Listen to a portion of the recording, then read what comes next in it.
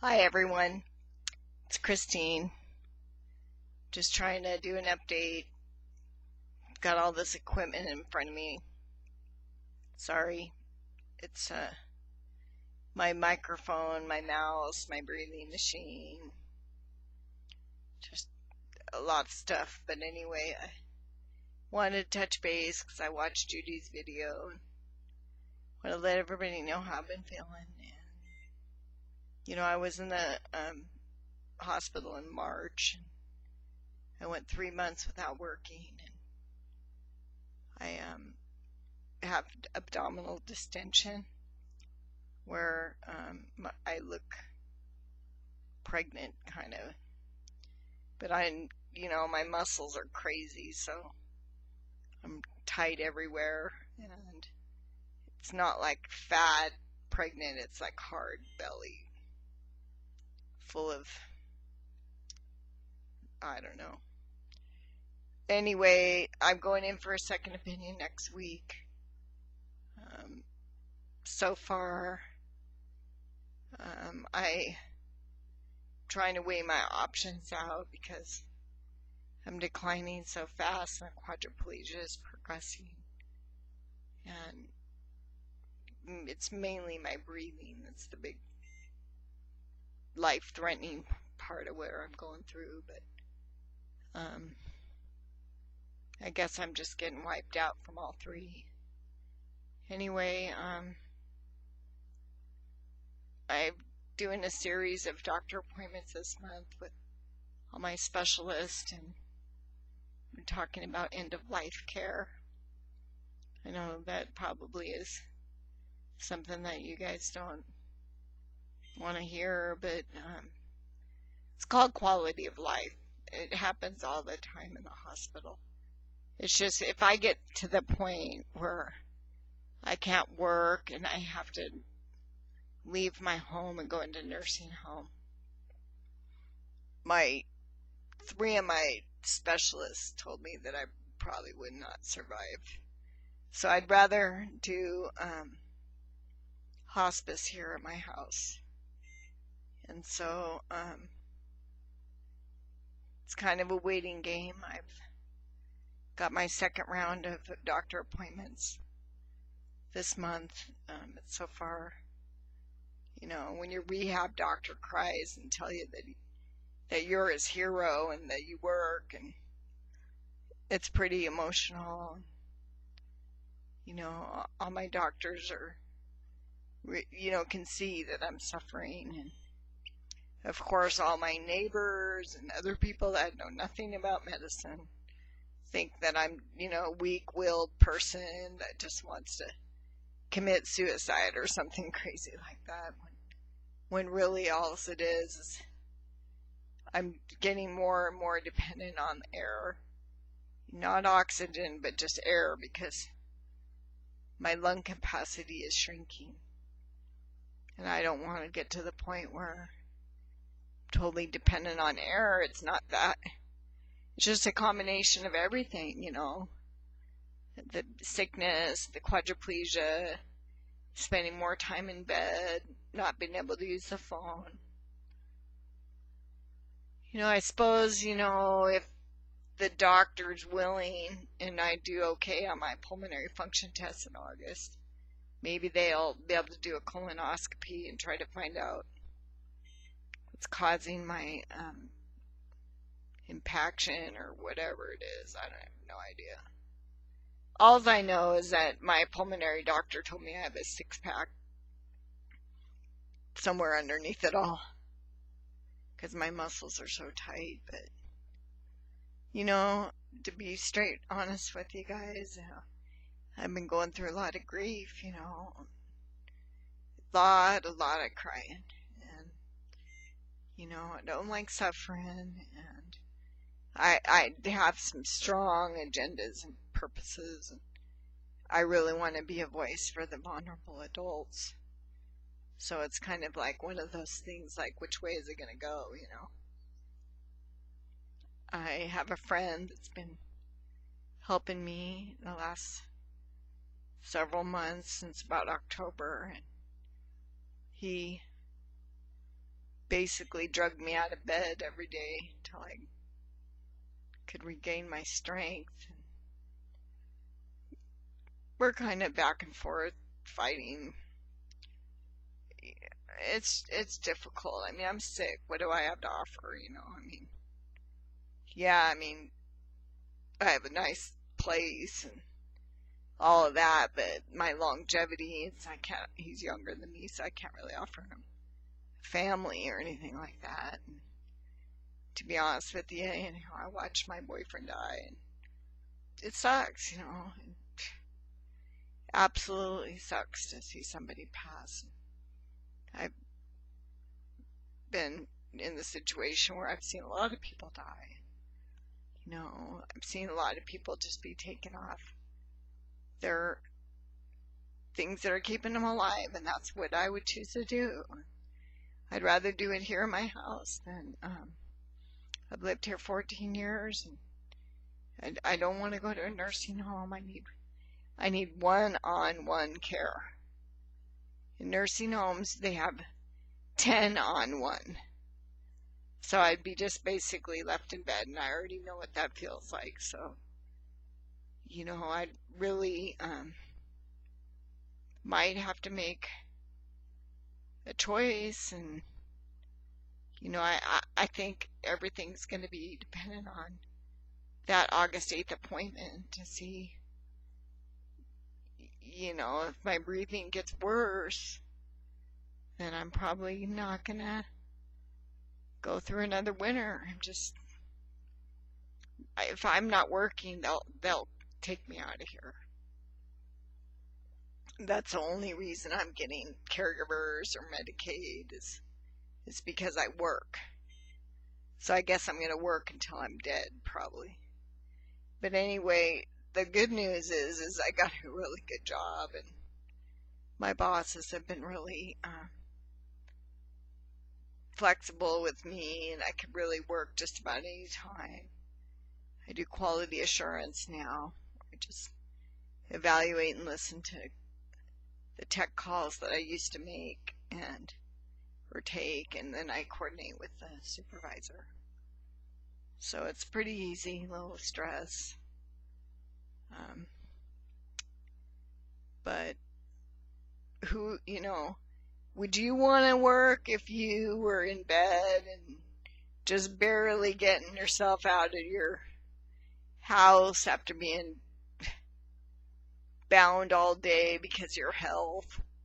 You want to go outside and sit in the sunshine, So I did start back to work about 3 weeks ago, and I put in a few hours, and it's really not a big deal. I guess at this point, with the weather getting hot, it feels good on my muscles, but it's harder on my breathing, and I just been emotional.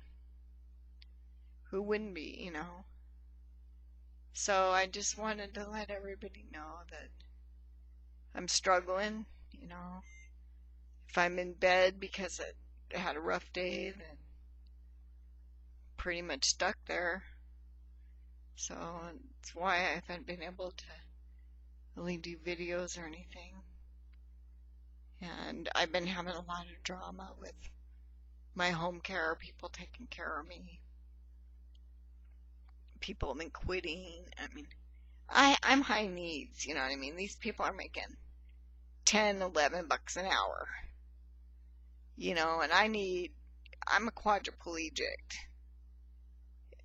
who needs transferring. I have a Hoyer lift and all that crap, but to be honest with you, I have, 17 hours a day of help,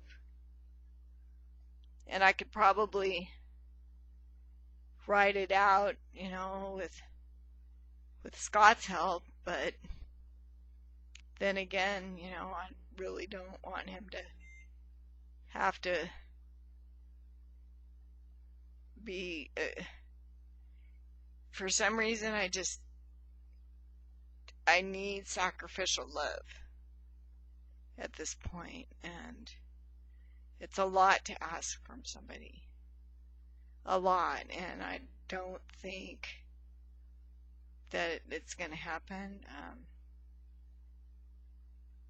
it breaks my heart because I think about all the quadriplegics, all the people with MS, and we all have the same challenges in relationships.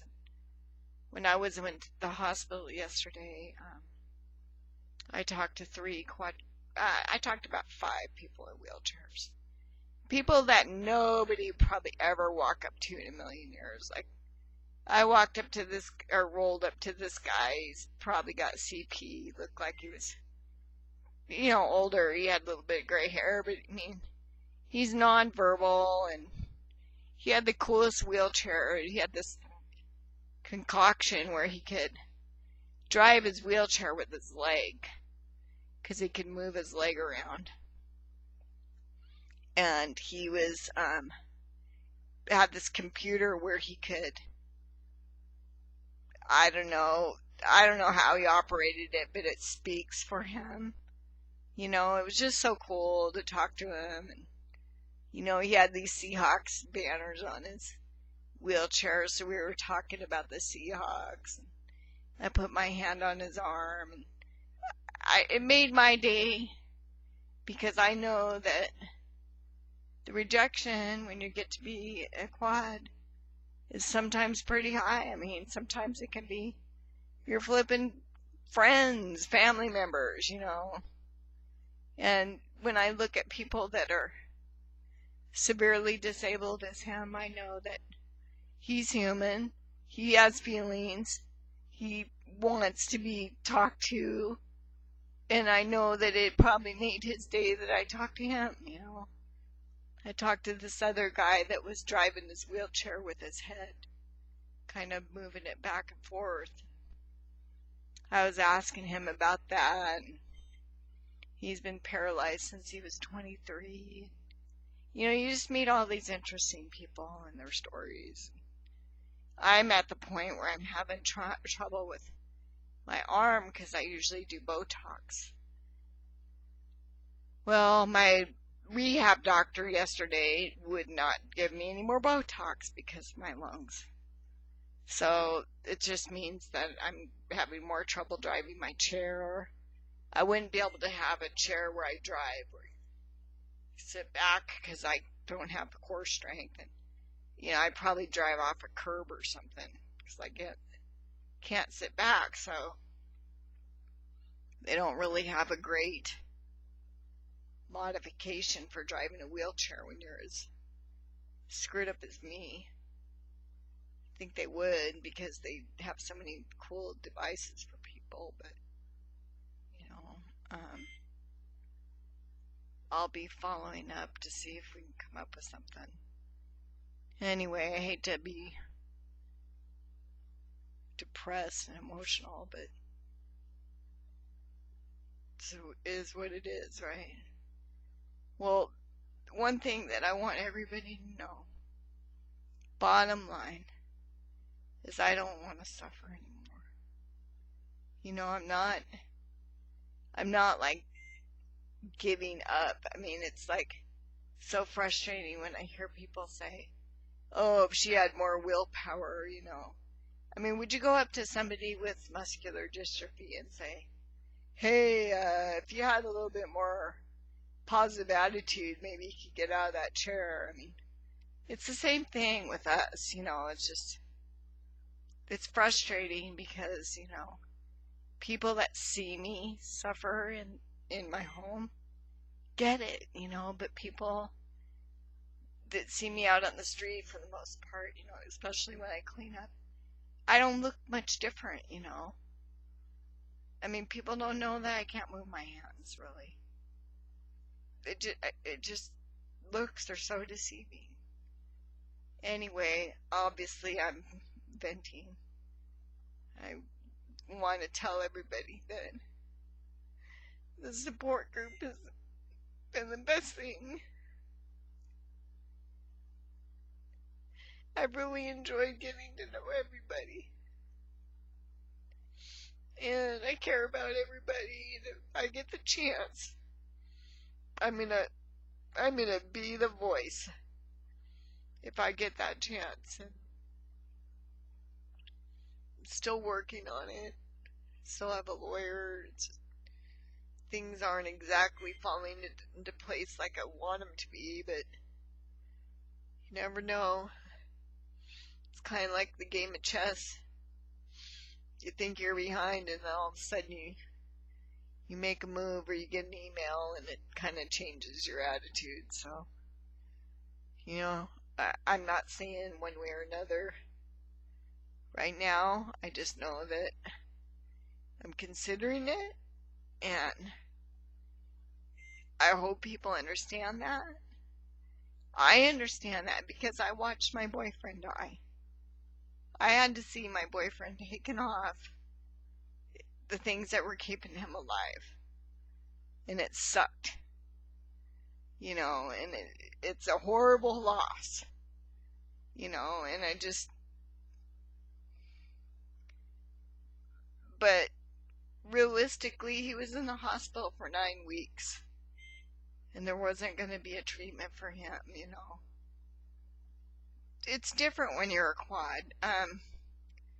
My hospital experience was horrible. I couldn't do nothing. I couldn't change the TV channel. Couldn't make a phone call. I couldn't even operate my bed. They've cut back so much that they don't have people to help you really. And I was so sick, so this time when I get my second opinion, I'm going to a private hospital and dealing with people that aren't it's not a teaching hospital. I'll keep the teaching hospital for part of my care, but I'm moving over to another hospital for this care. I don't want to die in the hospital. It absolutely sucks to be in the hospital when you're a quad. It sucks. It sucks to be in bed when you're a quad, but if I'm going to be in bed, I'd rather be in my bedroom where I can have people stop by to see me. You guys, I'm so frustrated about it. I just want to let you know that it's something I'm considering. I have to do my review in October for my work.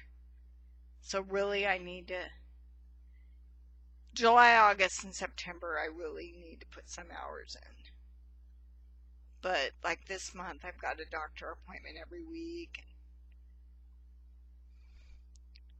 I just had to take a break because shit, man, I've probably trained 12 people in the last 3 weeks. My schedule is not solid right now, so I don't have, it's such a bad turnover in trying to find somebody really good that wants to help you. It's not easy. So anyway, I believe God puts people in your life for a reason. I'm not going to put it past him to turn things around for me. And I have a strong faith in God. I honestly believe that I'm here for a reason, but at the same time, if I choose quality of life, I hope everybody respects me for that, because I have a life-threatening disease. It's not like they're going to inject me with something to commit suicide. It's not assisted suicide. It's like, Christine, you're sick. Here, we'll give you some pain medicine and take you off your breathing stuff, and then I would probably just go to sleep, Rather do it at home. I'm sure everybody would agree with me. So I'm sorry to, kind of lay things down like this, but you guys know I'm sick, and I guess I'm gonna have to say goodbye. It's getting late, so good night.